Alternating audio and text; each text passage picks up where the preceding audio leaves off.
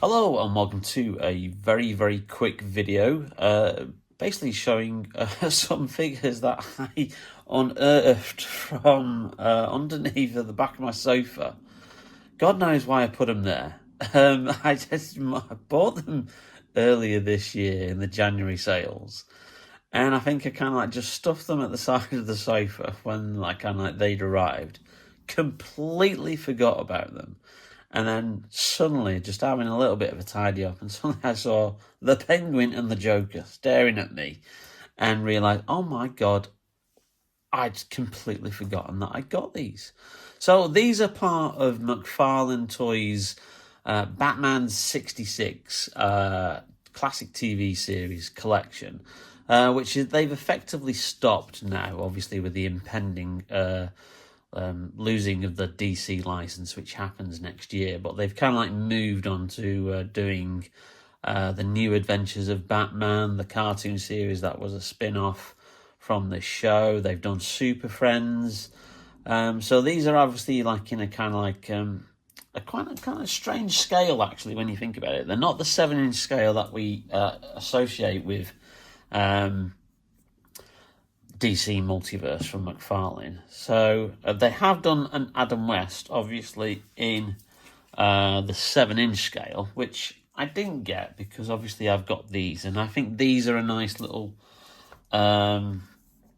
thing, like scale for what they are. So these are effectively like 6-inch figures, so very close to like Star Wars Black Series and Marvel Legends, which again is a bizarre choice. Let me just see if I can get a figure around. So yeah, if you look at that, obviously very much in scale with Marvel Legends and other 6-inch lines. Strange decision for them to go there, but in a way I think it keeps it unique. I did a video on the review of Batman, Adam West. Loved this show as a kid, still love it to this day. Love the campiness, and yeah, it's got a certain nostalgia to it. I then got the Riddler and did a review of him in a joint review and compared him to basically the Batman, the 2021 Robert Pattinson version of the Riddler, as a comparison of like how different takes on certain like villains can be in the genre. So that's obviously Frank Gorshin's version of the Riddler, and we've got Burgess Meredith as the Penguin, and we got the legendary Caesar Romeo, who played the Joker. My aim is, obviously I'm not all in on this range. Certainly not to the extent of, I think there's Dean from All Things 80s has virtually every figure that McFarlane have done in this range from the videos that he's done. And he's also made a couple of variants himself. I just want the core 6. With that, I mean, I want obviously Batman, Burt Ward's Robin, and then obviously Lee Merriweather's Catwoman, just to finish off the trio, the quartet of villains. That's because I remember them mostly from the spin-off movie that they made between season 1 and season 2, which was released in 1966 in cinemas. And that's the one that sees the 4 villains team up to take on Batman and Robin. So anyway, that's enough waffling on. It's the standard packaging. Obviously Batman classic TV series, and then you've got obviously a little bit of a close-up of the figure there, and obviously I was saying also available the Batmobile and the Batcave. And again, oh dear, I've knocked him down. Let's put him back up there. Again, nice close-up of the actual figure there, and then just showing you other stuff that's available in the range. But that's the packaging. Let's open them up and have a look at the figure.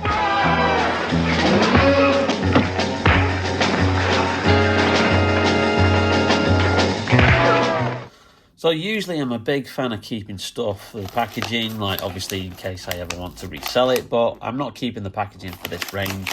So this is a rarity on this channel where I can actually just rip open the figure like so, and pop him out, and we'll just obviously throw that in the recycling. And let's have a look here at the actual figure itself. Quite bizarrely, it doesn't quite come across on the camera with the lights, but Penguin appears to have quite a tan. I don't know why. And but yeah, his skin is extremely kind of darker than usual in colour. Now, obviously, it's not really showing up there. I'm going to see if I can show you in natural daylight if I just take off the switch off the actual light here. Yeah, you can see it a little bit more there. Certainly that skin tone is very, very different compared to, obviously, Frank Gershwin's Riddler. We'll see if it shows up on with the light on. There you go. So again, you can kind of see certainly a darker paint has been used for the flesh tones, but it is an immaculate sculpt. That is a very, very good sculpt of Burgess Meredith as the Penguin. Bizarrely though, there is no umbrella. I am absolutely dumbfounded why he doesn't come with his standard umbrella, because that is kind of the key prop that this character has. Instead, we get the usual kind of kapow and pop, kind of pop-up things that, let's just pop these out, put them there. You know, which obviously the idea is you pop these onto the arms. So if you're having them in that fighting poses, you know, it kind of looks like that. Yeah, I don't get it. I don't think they're particularly good. Accessories, I would rather have had a proper umbrella. But besides that, I actually love the look of the figure. Say he does actually look properly like Burgess Meredith. It's a very, very good sculpt all the way round. You've got some points of articulation. Obviously, these are quite limited. They're not the usual 22 points of articulation that you get with the McFarlane DC Multiverse. So you've got articulation at the knees. Okay, you can move, obviously, the legs. There's no articulation at the ankle or the feet. You can move the arms around, and you can bend at the elbows, and you can obviously move the hands, and there is movement in the head as well. So quite basic compared to the other more standard DC Multiverse figures that McFarlane do. But like I say, I don't think it's intended. These kind of figures are very much kind of like the retro style. So that's probably the most disappointing one that I've had in the range, just because it's his skin is far too dark, and he doesn't come with his trademark umbrella. So that's a bit of a bizarre decision from them.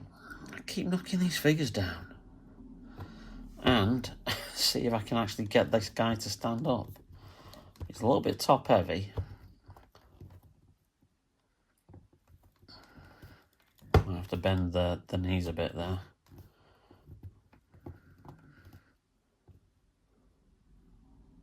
Yeah, he's a bit wobbly. Let's stand Riddler up. Yeah, okay. And now let's have a look at Cesar Romero's Joker.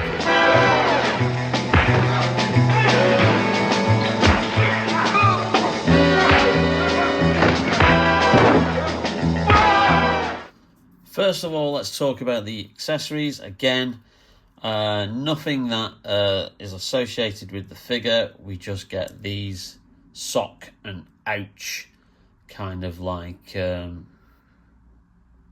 don't know. Honestly, I don't know what to call them. What are they? Kind of like comic style, kind of like panels or something.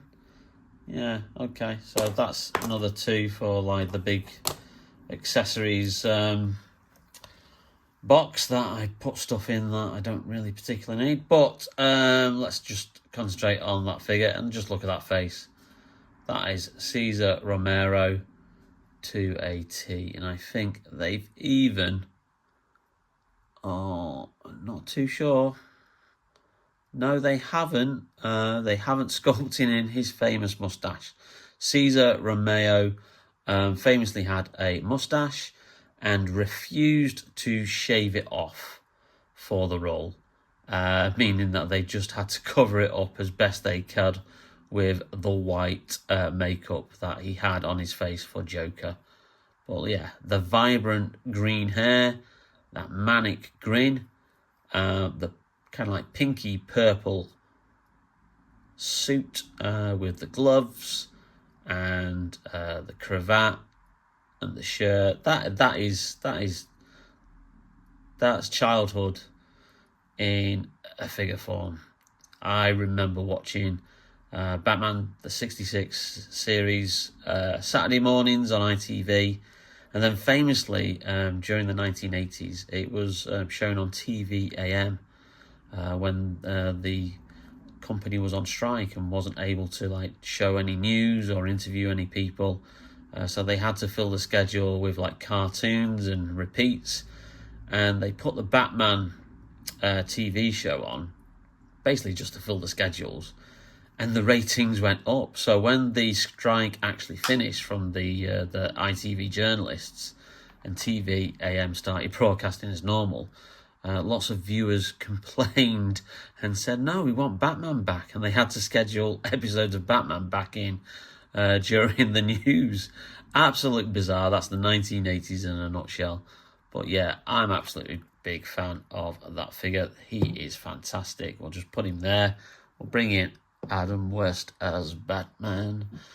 You've got Frank Gorshin as the Riddler there. And then you've got a very well-tanned Burgess Meredith as the Penguin. So just need 2 more figures to complete the collection as I want it. That's Burt Ward's Robin, which I look for. He goes for a little bit like money at the moment on the secondary market, just purely because obviously the figure's not been produced for a while. And then we want obviously Lee Merriweather's Catwoman as well, or even Julie Newmar's Catwoman. I don't mind which one it is, but I think it was Lee Merriweather who was in the movie, and it was Julie Newmar originally in the cartoon, not the cartoon, the TV series, and then other characters such as Eartha Kitt also was Catwoman later on in like the later seasons. Well, there you go. Batman 66 figures, really cool.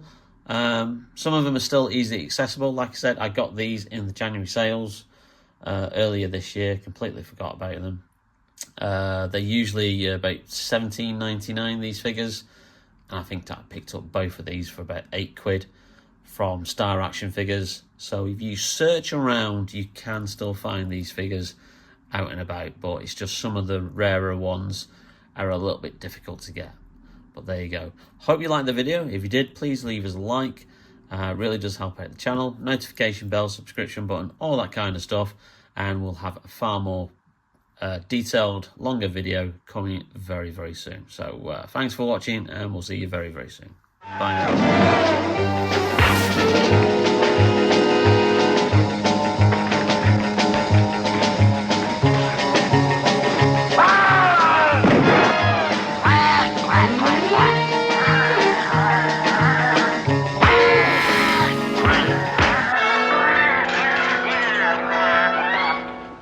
You caught us, Batman, but your crime-fighting days are over.